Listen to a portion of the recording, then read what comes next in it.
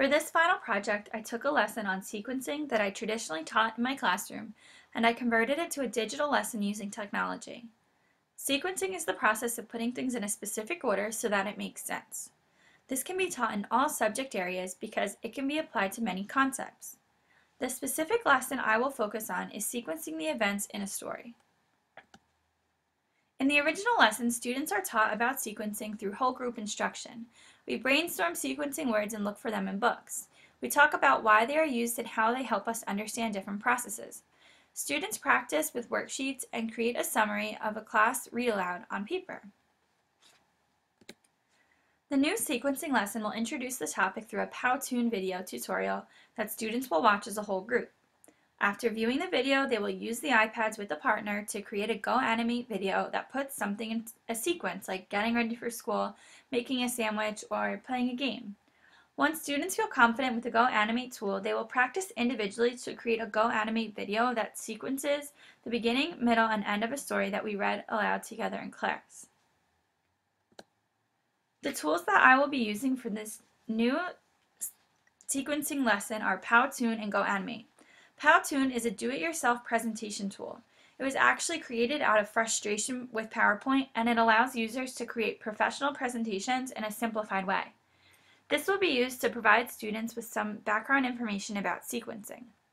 Students will watch the tutorial at the beginning of the lesson and then will be able to reference back to it for more information or clarification. The style of the video will engage students in the topic in a fun and creative way.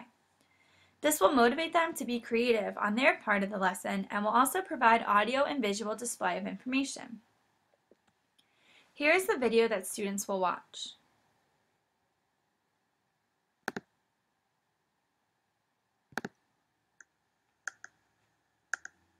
Today we are going to learn what is sequencing.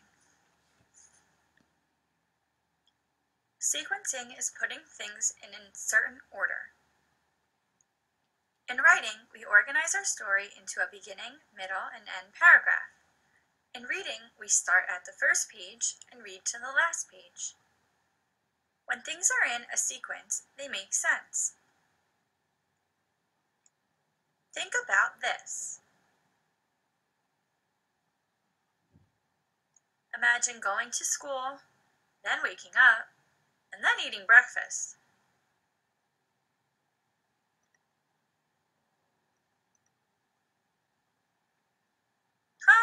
That doesn't make sense.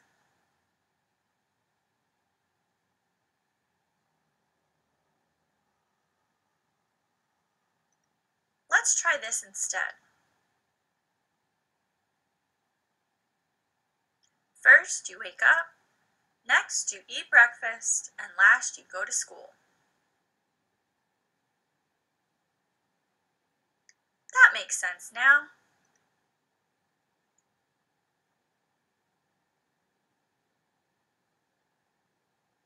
Using sequencing words can help show the order that things go in. Some examples are first, finally, next, then, after, soon, and last.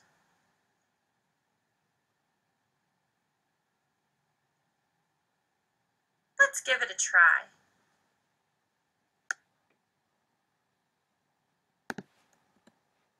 After students watch the sequencing video, they will use GoAnimate on iPads to create a video that shows something being done in a sequence.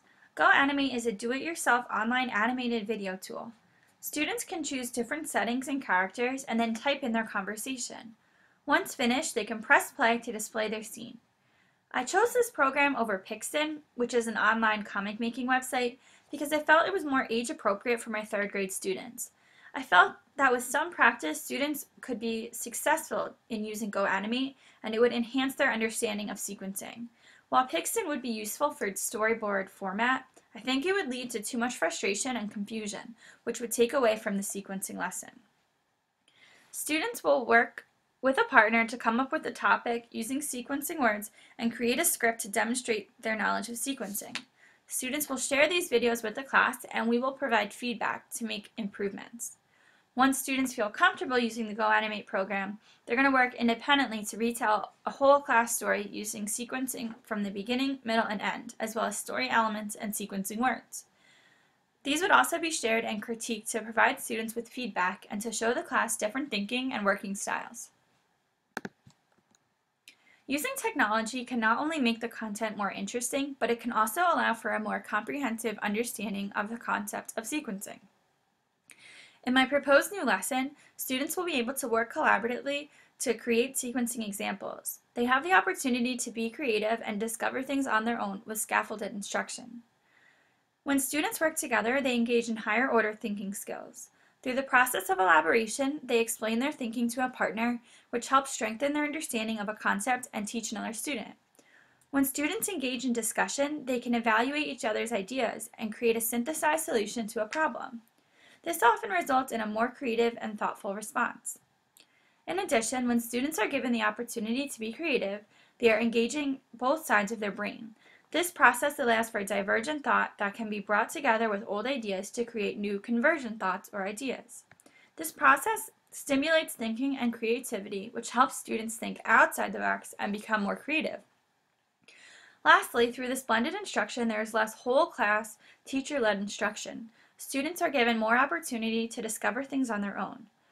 Through this digital lesson, the teacher is available to scaffold instruction and provide assistance, but can pull back to allow for student-led learning and growth. This holds students more accountable for their own learning and puts them in charge. Overall, I think that converting this lesson from its original format to a digital lesson is a positive switch. Creating the video and setting up the iPads for this lesson creates more setup preparation on my end as the teacher. However, the benefit of providing students with this interactive learning experience outweighs any negatives.